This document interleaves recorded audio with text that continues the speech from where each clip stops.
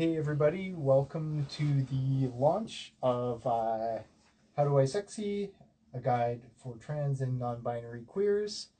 We have Miss Nillin Lore here, the author of the book, to talk about it tonight. So we're really excited.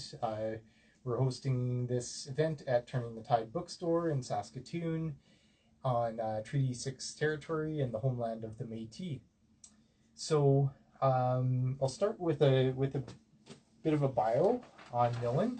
Nillin, they, them, is a queer, non-binary, polyamorous, and autistic author and editor out of Saskatoon, Saskatchewan, Canada. That's here. They are a multiple award-winning sex blogger who earned first place in the top 100 sex blogs of 2021. Nillin contributed to the Big Book of Orgasms, Volume 2, as well as the Best Lesbian Erotica of the Year, Volumes 4, 5, and 6 from Cleus Press. They are also a chapter co-author in the second edition of Trans Bodies, Trans Selves from Oxford University Press, which is just up there on our shelves. Okay. And the editor of Heckin Lewd, Trans and Nonbinary Erotica from Bold Strokes Books. How Do I Sexy, a guide for trans and non-binary queers, will be released, has been released, from Thornapple Press in August of 2024. Yeah. Welcome, Nillin. Thank you so much for having me. I really appreciate this. You're very welcome. So, I just wanted to ask you a few questions and kind of get to know the book a little bit and you. So, you grew up in a small town. I did. Moose Jaw, yeah. Moose Jaw, okay. Yeah, Moose Jaw. Yeah. So Moose Jaw, Sask. That makes some sense now. The military connection. Yep. So that Moose Jaw, what was it like growing up in Moose Jaw? So I don't remember like a ton of it, but I do remember just kind of like snippets of sort of things. With being a military family, we were posted in different places and stuff like that.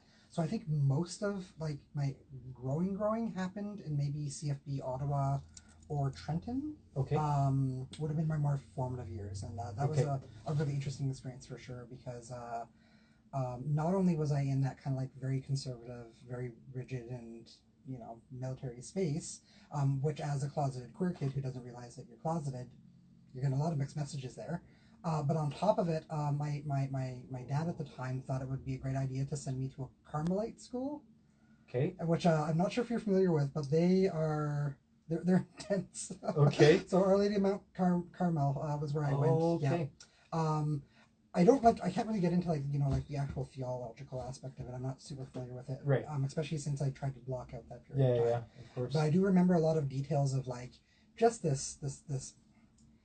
I'm in uncomfortable clothes. I don't feel good about like who I am and what I'm doing there. I'm sitting on a hardwood, cold floor, big arches, alpha and omega. Like the priest comes out and he's wearing like the hardcore like cardinal outfit, and they're talking like since it's got the military connection, like we're singing songs about being in the Lord's army. Yeah. And we're doing little marching drills, and we're hearing that homosexuality is a sin, and sex before marriage is a sin, and the gossip about whose parents aren't married, and it was a really weird environment to be in. Yeah. So hard enough to be a queer kid in public school at that time, but you're like growing up in like more like military environment and like religious school. Exactly. So, yeah. So having those thoughts and feelings, and being told at every turn that that's wrong. Right. And so trying to push it away and just not even think about it was the only thing I could think to do. Yeah. So you somehow get through elementary and high school, and then you enroll in university, and sounds like you went to film school. Yeah, I wanted to go to like the Vancouver Film School, but what I ended up doing was taking film studies at the University of Alberta. Yeah. Okay. Yeah. And so I guess just that, like, were you starting to become more sort of self-aware of your gender identity? And I would say definitely at that point in time. I had a really, really good childhood friend at that time who I kind of spent, again, more of those I think it was junior high school and on. I moved to Edmonton, where like my family kind of like settled after the military, and they weren't in the military anymore.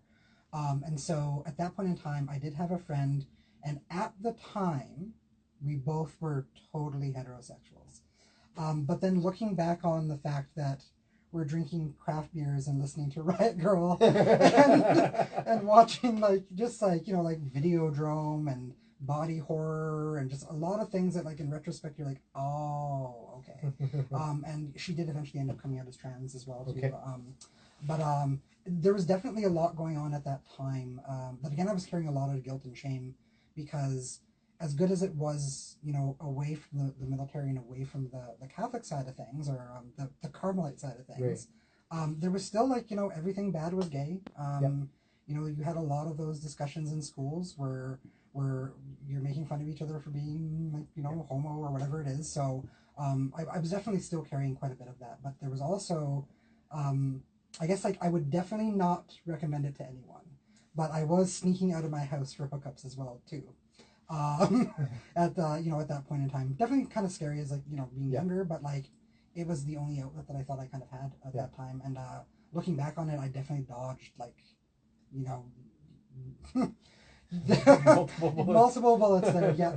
But I also look back on it kind of fondly in the sense of like I was able to give myself at least some room to explore it. Yeah. Even if that room was maybe a little dangerous and was still shrouded in shame. Yeah. Yeah.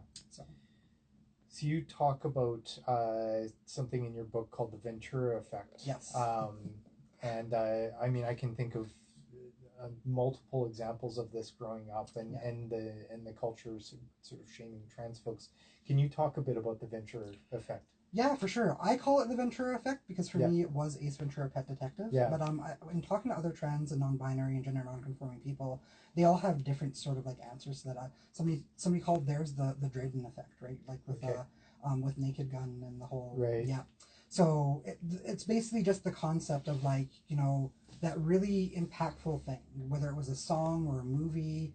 And I do feel that like all queer people have that one thing. There's something that hit really bad, really hard. And for me, it was definitely Ace Ventura.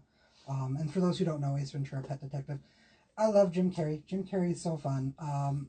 But that movie was rough. You know, you had the whole trope of a villainous trans woman who was just there to dupe and cause crime and harm and trick men into you know, sex that they didn't want to have.